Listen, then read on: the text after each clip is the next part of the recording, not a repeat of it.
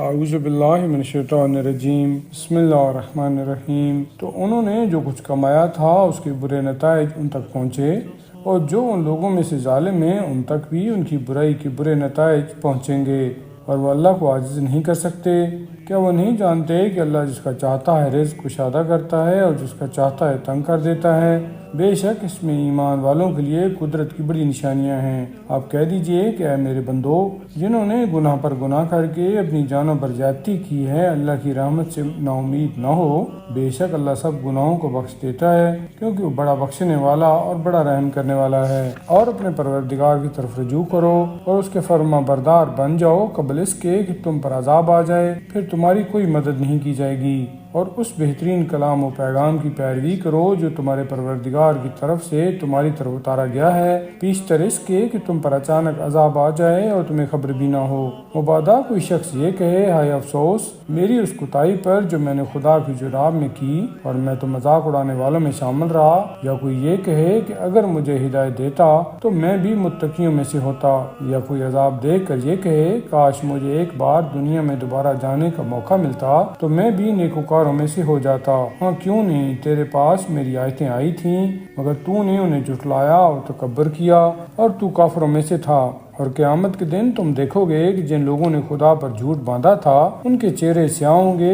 کیا تکبر کرنے والوں کا ٹھکانہ جہنم نہیں ہے؟ اور اللہ متقیوں کو ان کی کامیابی کی وجہ سے اس طرح نجات دے گا کہ انہیں نہ کوئی تکلیف پہنچے گی اور نہ ہی وہ غمگین ہوں گے۔ اور وہی ہر چیز کا پیدا کرنے والا ہے اور وہی ہر چیز پر نگہبان ہے، اور آسمانوں اور زمین کے خزانوں کی کنجیاں اسی کے پاس ہیں۔ اور جو لوگ اللہ کی آیتوں کا انکار کرتے ہیں وہی نقصان اٹھانے والے ہیں۔ آپ کہہ دیجئے اے جاہلو، کیا تم پھر بھی مجھ سے غیر اللہ کی عبادت کرنے کی فرمائش کرتے ہو؟ بے شک آپ کی طرف بھی وحی کی جا چکی ہے اور ان انبیاء کی طرف بھی جو آپ سے پہلے تھے۔ اگر بے فرض محال آپ نے بھی شرک کیا تو آپ کے عمل ضائع ہو جائیں گے اور آپ نقصان اٹھانے والوں میں سے ہو جائیں گے۔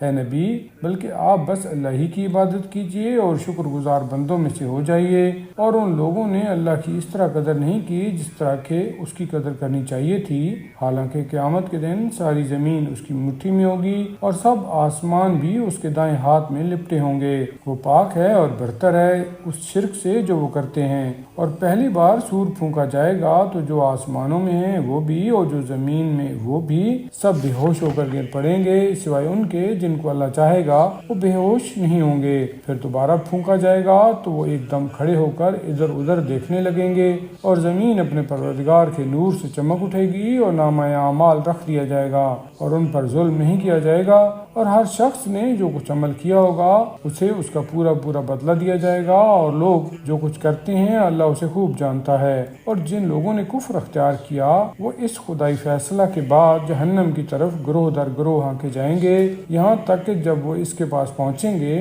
تو اس کے دروازے کھول دیے جائیں گے اور اس کے داروغے ان سے کہیں گے کہ کیا تمہارے پاس تمہیں میں سے کچھ رسول نہیں آئے تھے جو تمہیں تمہارے پروردگار کی آیتیں پڑھ کر سناتے تھے اور تمہیں اس دن کے پیش آنے سے ڈراتے تھے؟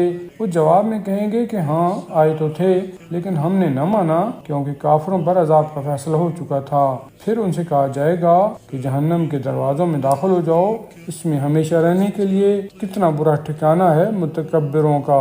اور جو لوگ اپنے پروردگار سے ڈرتے رہتے تھے وہ گروہ در گروہ بہشت کی طرف لے جائے جائیں گے، یہاں تک کہ جب وہ اس کے پاس پہنچیں گے اور اس کے دروازے کھولے جا چکے ہوں گے اور اس کے نگہبان ان سے کہیں گے سلام علیکم، یعنی سلام ہو تم پر، تم پاک ہو، اب تم اس میں داخل ہو جاؤ ہمیشہ رہنے کے لیے۔ اور کہیں گے کہ سب تعریف اور شکر ہے اس خدا کا جس نے ہم سے کیا ہوا اپنا وعدہ سچا کر دکھایا اور ہمیں اس زمین کا وارث بنایا کہ اب ہم جنت میں جہاں چاہیں گے وہاں رہیں گے۔ کتنا اچھا صلہ ہے نیک عمل کرنے والوں کا۔ اور آپ فرشتوں کو دیکھیں گے کہ وہ عرش الہی کے ارد گرد اپنے پروردگار کی تسبیح و تقدیس کر رہے ہوں گے، اور ان لوگوں کے درمیان حق و انصاف کے ساتھ فیصلہ کر دیا جائے گا۔ ہر قسم کی تعریف اس اللہ کے لیے ہے جو تمام جہانوں کا پروردگار ہے۔